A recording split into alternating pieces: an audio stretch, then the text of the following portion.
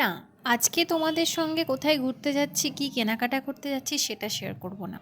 আজকে তোমাদের সঙ্গে শেয়ার করব একটা কঠিন খাবার তৈরি। সেটা কি?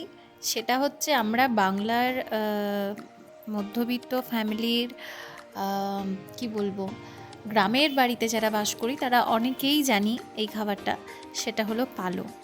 পালো কীভাবে বানাতে হয়, আমার জীবনের প্রথম পালো বানানো এটা। আর এটা আমি তোমাদের সঙ্গে শেয়ার করছি যে কিভাবে আমি বানিয়েছি।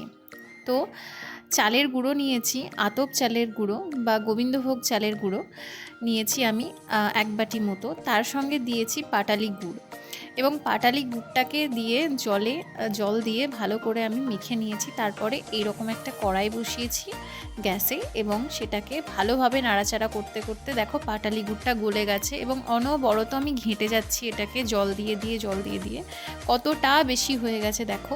প্রথমে কতটা কম ছিল এবং কতটা বেশি হয়ে গেল, এবং জলটা ১ মগ ছিল, সেখান থেকে আমি কতটা দিয়েছি সেটার পরিমাণটা তোমাদেরকে দেখাচ্ছি, মানে কতটা বেশি জল লাগে। এটা তখনই পারফেক্ট হবে যত তুমি জল দিয়ে এটাকে ঘাঁটবে, যতক্ষণ ধরে তুমি এটাকে ফোটাবে। একদম কিন্তু গ্যাসের কাছ থেকে সরে যাওয়া যাবে না।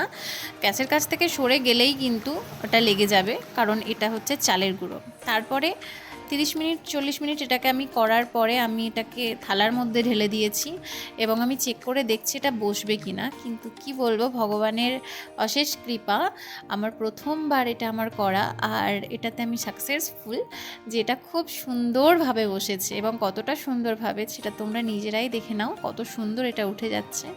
আর এটা যে আমি নিজে করতে পেরেছি এটার জন্য আমি নিজেকে নিজেই বাহবা জানাচ্ছি, কারণ এটা বানানো সত্যি খুব শক্ত।